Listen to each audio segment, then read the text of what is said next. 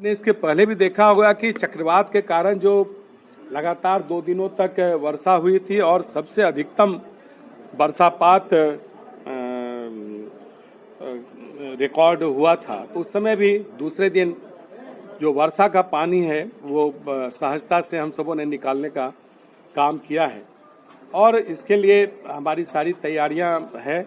और नाला उराही करके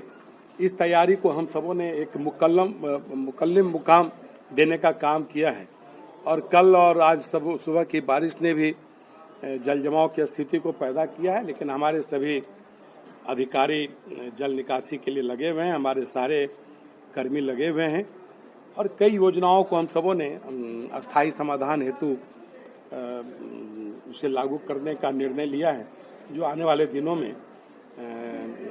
वर्षा के कारण जो इस तरह की स्थितियां कभी कभी बनती है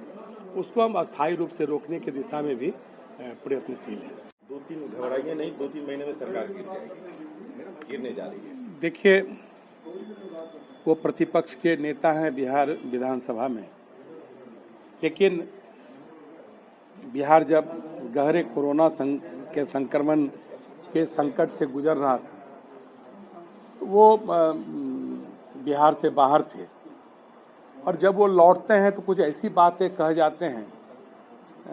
जो सनसनी तो फैलाती है, लेकिन वो बाद में मुंगरी लाल के हसीन सपने बनकर रह जाते हैं। बिहार आने के बाद जो जिस कोरोना के संक्रमण से बिहार गुजरा और भारत के यशस्वी प्रधानमंत्री श्री नरेंद्र मोदी जी के मार्गदर्शन में और बिहार के यशस्वी मुख्यमंत्री श्री नीतीश कुमार जी के नेतृत्व में हम सबों ने जो हमारे पास संसाधन थे उसका बेहतर इस्तेमाल करके इस पर काबू पाने का काम किया। लेकिन इन चीज़ों से उनका कोई वास्ता नहीं है। बिहार की जो मूल समस्या जो लंबे अरसे तक जिसके कारण कई चीज़ें ठहर सी गई है, हम कई कार्यक्रमों को स्वरूप नहीं दे पाए, लेकिन वो दिल्ली में व्यस्त थे। वो क्यों व्यस्त थे इस संबंध में हमें कोई टिप्पणी नहीं करनी है, लेकिन इतना जरूर हम कहना चाहेंगे कि इस तरह की बयानबाजी से बिहार के लोगों को भ्रमित नहीं करें। बिहार के लोग जागरूक हैं। मुख्यमंत्री श्री नीतीश कुमार जी के नेतृत्व में ये 16वां साल सरकार का है। 20 के 1-2 सालों को छोड़ दिया जाए तो एनडीए की लगातार सरकार 15 वर्षों से चल रही है। तो कहीं न कहीं राज्य के लोगों का एक विश्वास को हमने जीता है और सरकार की जो प्रतिबद्धता है, सरकार ने जो कार्यक्रम प्रारंभ किए हैं वो कहीं न कहीं बिहार का आम आदमी उसे महसूस कर रहा है और इसलिए हम सरकार में हैं। इतने लंबे अरसे तक सरकार में रहना कोई सामान्य बात नहीं है। कहीं न कहीं हम बिहार के लोगों का दिल भी जीतने का काम किया है, इसलिए बिहार के लोग भ्रमित नहीं होंगे, क्योंकि हमारे जो कार्यक्रम हैं, जिन कार्यक्रम को लेकर विगत आम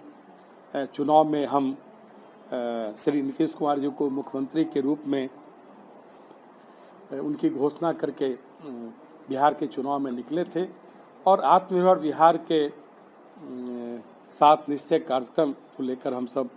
लोगों के पास गए थे। लोगों ने उसे स्वीकार किया और चुनाव में जनादेश देकर उस कार्यक्रम को मान्यता दी है और आप देख रहे हैं कि ऐसे सारे कार्यक्रम को धीरे धीरे हमारी सरकार लागू कर रही है। इसलिए विपक्ष के नेता से बहुत विनम्रता से हम कहना चाहते हैं कि इस तरह की गलतफहमी पैदा करना, कुछ ऐसी बातें कह देना जिससे सनसनी तो फैलती है लेकिन वो टाई फीस होता है, तो उनको बचना चाहिए। बिहार के विकास में प्रतिपक्ष के नेता के नाते जो उनकी भूमिका होनी चाहिए उसका वो निर्वहन करें, उसका वर्णन करें, तो मुझे लगता है कि वो ज़्यादा बेहतर होगा, क्योंकि लोकतंत्र में प्रतिपक्ष के नेता की भी अपनी भूमिका होती है। प्रतिपक्ष सरकार का एक हिस्सा भी माना जाता है। ये सारी चीज़ें जो बड़े बड़े हमारे राजनीतिक बड़े बड़े मनीषी कह गए हैं उसको वो चरितार्थ करें और जिस राघोपुर की जनता से कुछ वायदे करके वो बिहार विधानसभा में आए हैं उन वायदों का ध्यान रखें। क्षेत्र में लंबे अरसे से जो क्षेत्र के लोगों की कठिनाइयाँ हैं उसको उनको देखना चाहिए।